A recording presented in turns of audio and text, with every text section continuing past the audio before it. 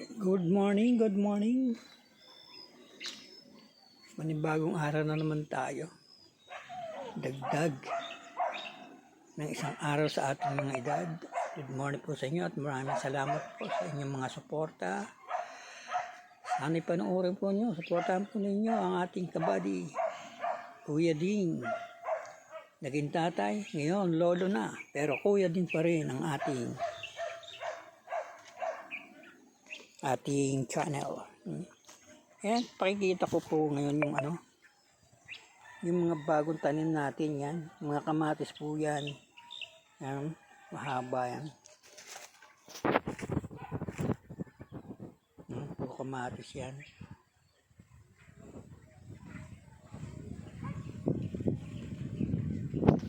Atin nakagad tinanim para nalisan natin sa pagkakabunda. Nilagay na natin para makahinga sila. Pero hindi ko alam kung lahat ba sila ay mabubuhay ng maayos. Pero nilagyan ko na sila ng mga takip sa araw para maging hindi sila sobrang mainitan at matuyo ang kanilang mga puno. Saka binasa ko na ulit ito kaninang umaga para may pagdating ng tanghali, may laban yung kanilang puno sa sobrang init. Kung matuyo man sila hanggang hapon, makaka-recover sila dahil didiligan uli natin siya ng panibago. Kaya sa umaga, nilalagyan natin uli ng tubig at hindi nidilig para may protection sila pagdating ng init sa tanghali. Tapos ito po wala pang tanim itong isang to. Dahil nakapula pa yung kanyang ampalaya. Siguro mga 5 puno pa yun. Pero kung ilan lang ang mabuhay, yun lang po. Ito rin po, kamatis yan. 2 puno. Tapos ito yung nakaraan linggo natin. Tinanggal na natin yung takip. Kasi matatag na yung kanilang puno. Yan. Lalaban na sila sa init. Pero ginagawa natin, didiligan pa rin natin ng sa umaga para may protection sila pagdating ng tanghali. Ito rin, 3 pa rin kamatis. Yan, 3 puno pa rin yan. Lagyan din po natin yan ng harang. Tapos dito, ayan, yung malaki na yung ating okra na kinain ng kambing, nabunot. Buti nakita ko at aking tinanim, yung pala nabali. Ang ginawa ko, nilagyan ko ng tukod. Pero ngayon siya, masigla na siya, maganda na ang niya. Yung unang bunga, tinanggal ko yung unang bunga. Hindi pa natin na nang gagawa tayo ng insecticide na DIY. Yan. Palaya. Yung ating dragon fruit na tinanim natin ng February 17. Ngayon po ito meron na siyang suloy o usbong. Tumutubo na po ang kanyang usbong. Ayan po, ayan. Ayan. Ito. Ano natin dito? Ayan. Ito po.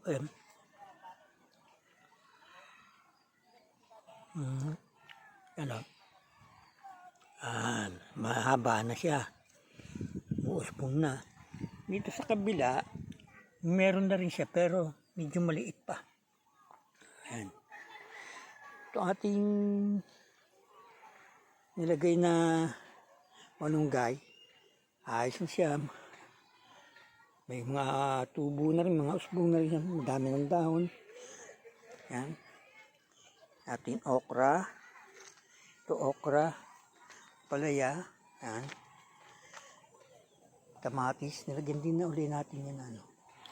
Tapos yan ang palaya. Ito, kamatis pa rin to. Ilang puno rin to? 4 puno. Ito, okra. Ito di ko malaman kung kung pipino. Ito, nadali rin ng kambing tong ating setaw. Kulang tayo sa insecticide. Wala pa kasi ito. Maganda na yung isa. Ayan. Ganda na ito ating isang ano yan, bubunga na yan. Pero ano natin ng i-sprayan yun. Pangit yung isa. Nadali ng ano. Mga langgam. Peste mga langgam yan. Pero gagawa tayo mamaya na ano. Hapon. Yun mga ano. Mga hindi na ano ang lupa. Hindi mataba. Buhay na rin siya. Dito, pausbong pa lang siya.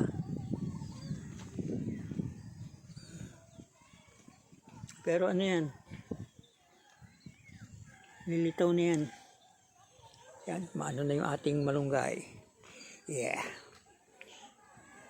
Kapag yan lumago na, makakapitas na tayo ng dahon yan para igulay.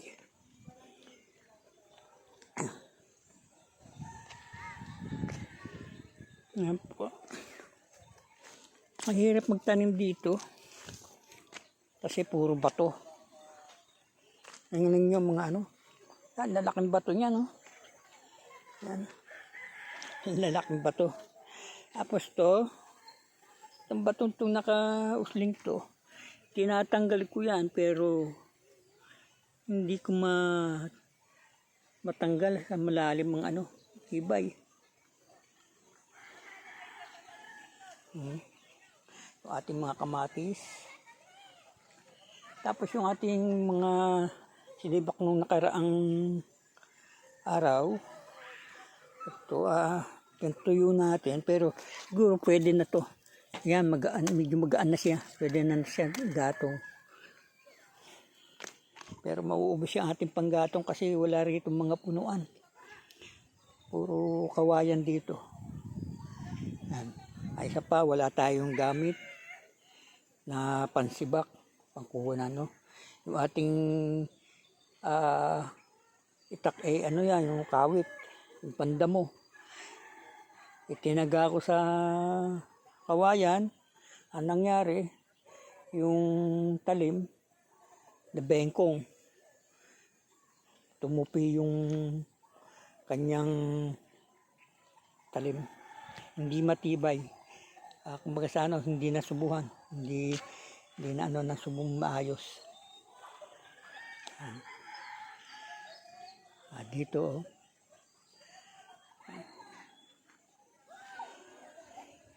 Dito lang, ganito lang po ang buhay natin dito sa ano, dito sa lugar na to. Para medyo may paglibangan, medyo magtanim-tanim ka, gala-gala ng konti sa bundok para medyo meron tayong mga ano, ito yung ano, niloob ng kubo.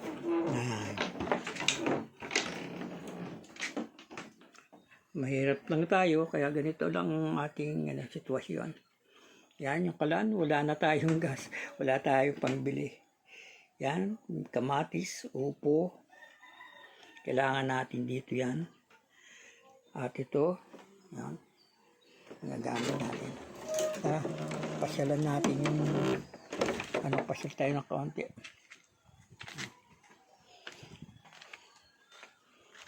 Yan. Nagsangag ako kanina. Ayan, madami yung sinangag natin kasi baka mapanis sinangag na natin. Yan, tanghalian na natin yung sobra-sobra pa yan. Yung ating mga tubig. Yan. Lagayan natin ng hindi natin nilagyan ng pinggan, nilagay na lang natin ng parang lagayan ng gulay o saka ibang gamit, asin, bechin, yan na lang natin nilagay. Yan, hindi pa natin nahuhugasan itong ating kardero.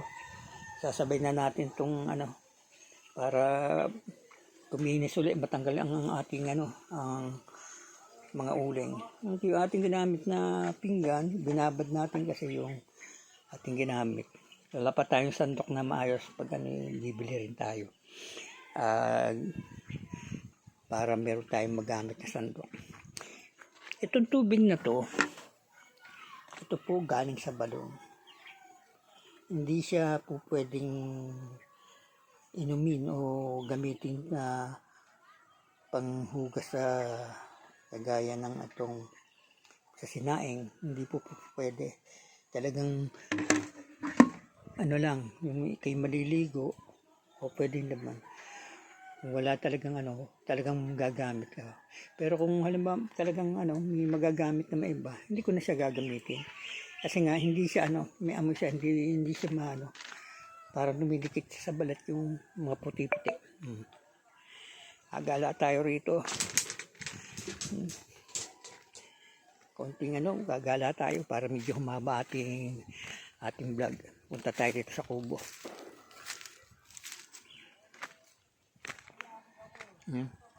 Itsura ng ating kubo. Kubo.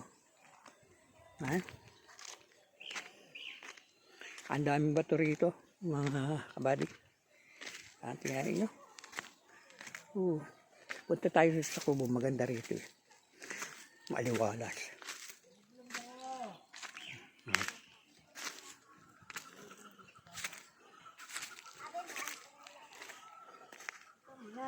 May kubo. May tao. Yan.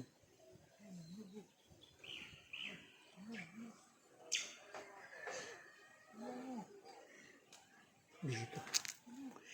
Ayan. Yan may mga bunga na yung malalaki na yung bunga ng mangga. Ayan. Katabing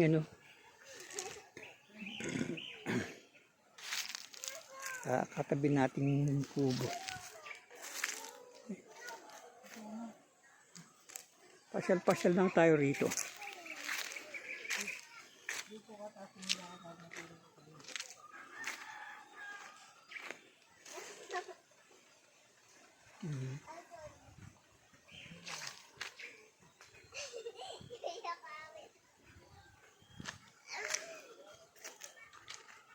Ang ganda rito, malilim mga kabady.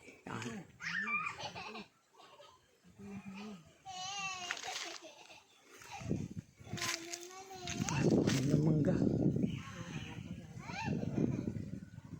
Mga kabady dito, marami ritong puno ng dragon fruit. Ayun, yan. Yung mga dragon fruit yan. Ang dami. Tumaas na. Hindi na alagaan. Pero magbubunga rin naman yan kahit yan. Ito yung puno ng mangga. Yan, laki.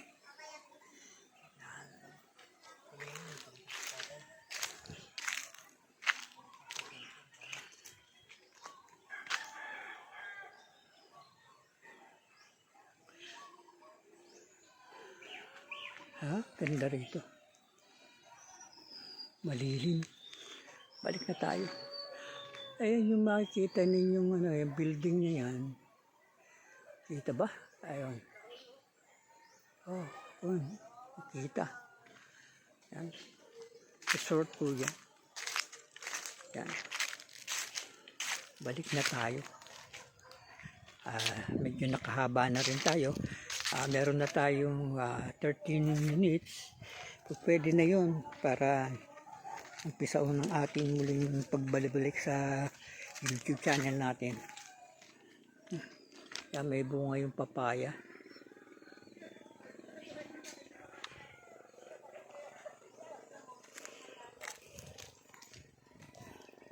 Mabalik na tayo. Ang ating pamagat dito ay ang pananim ni Kuya Jing. Yeah.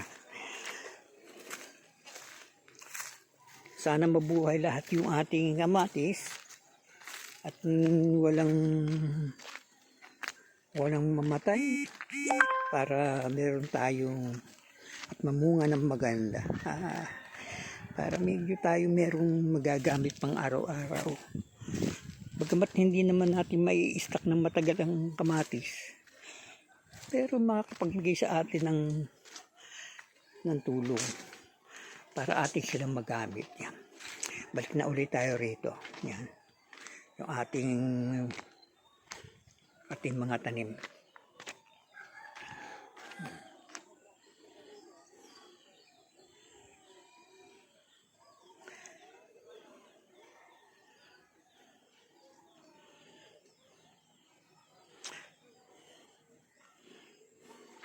Punta tayo pala sa ano. Punta tayo ng tindahan. Dali natin itong itak. Madaming aso. Para tayo gumala.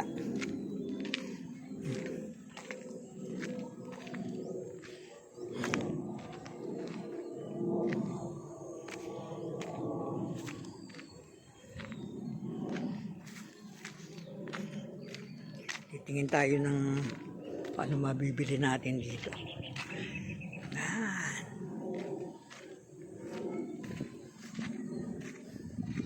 Ayan yung ating pinuntahang kubo kanina, yung puno ng mangga. Marami rito ano, yung sabi kong fruit, dragon fruit, marami. Dahil nga ibinebenta na ang mga lote rito pa. Kaya pinabayaan na, lalo pa napabayaan na yan, dragon fruit yan. Ayan puno yan.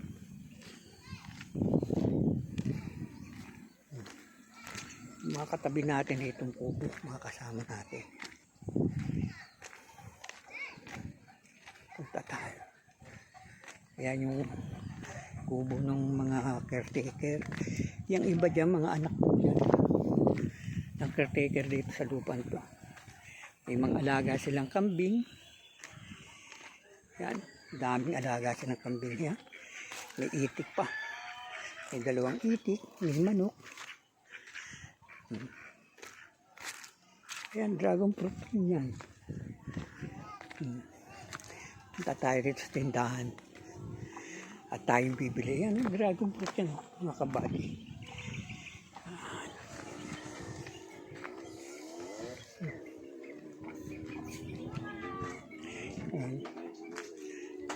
Pabili po. Ayan, ribisco. Pengen na ribisco. 3. Ano flavor po? Plain lang, plain. Plain ito. Ito, yan. Wala pa rin kayong ano, yung ito, ketchup sa ano, sa shay. Wala. Ganyan na. Okay na lang. Ano pa ba? Mga kabady, hanggang dito na lang. Bye-bye.